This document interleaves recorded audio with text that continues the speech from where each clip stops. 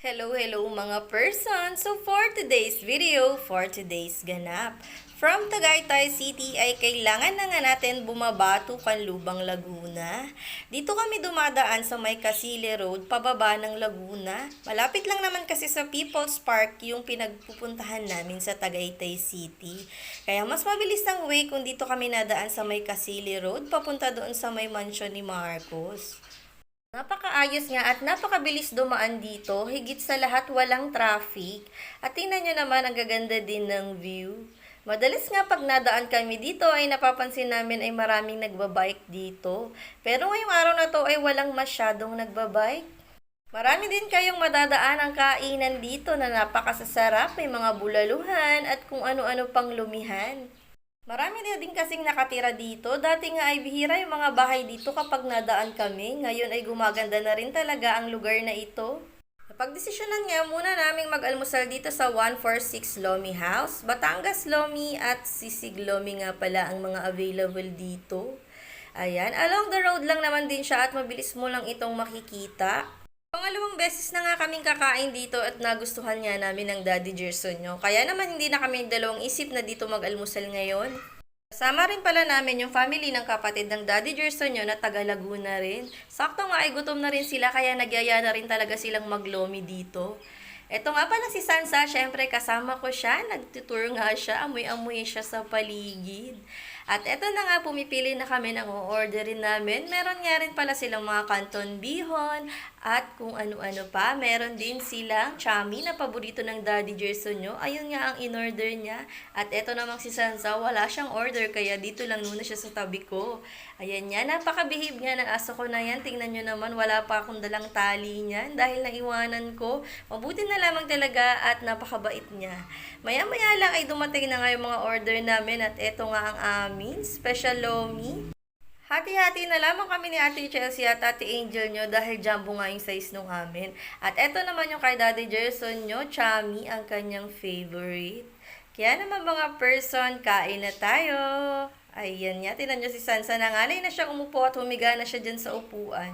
Mabilis lang kaming nakatapos kumain at nagpatuloy na nga kami ng biyahe pa uwi. Ito na nga pala yung bahay ni Marcos. Tingnan nyo naman, napakalaki ng mansion niya. Ayan nga mga person, madalas talaga namin dinadaanan ito. Sabi nga daw ay may mga multo dito. Mabuti naman talaga ay hindi namin natatimingan makita iyon. Kahit na madalas ay gabi pa kami dati nagbibiyahe papunta dito. Siguro nga ay sarado lang ang third eye namin. Pero Diyos ko, nakapikit talaga ako pag nadaan ako dyan ng gabi at nagdadasal ako habang angkas ako ng Daddy Gerson nyo sa motor. Mabilis lamang ang biyahe dahil walang traffic at pababa nga ang daan.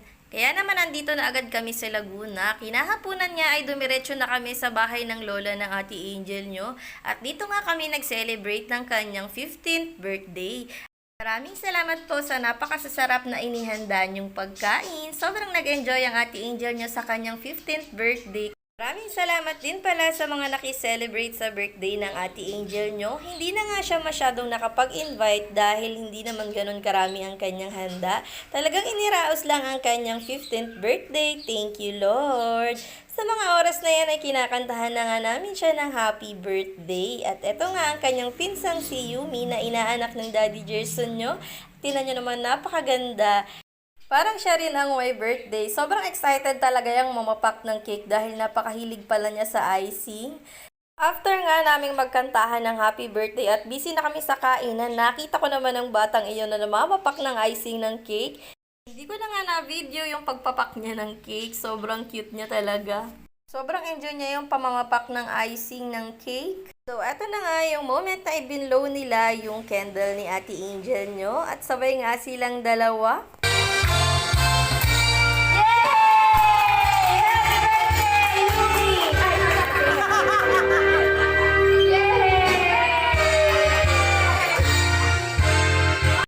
Happy 15th birthday, Ate Angel! Salamat po sa paghanda niyo sa birthday ng Ate Angel.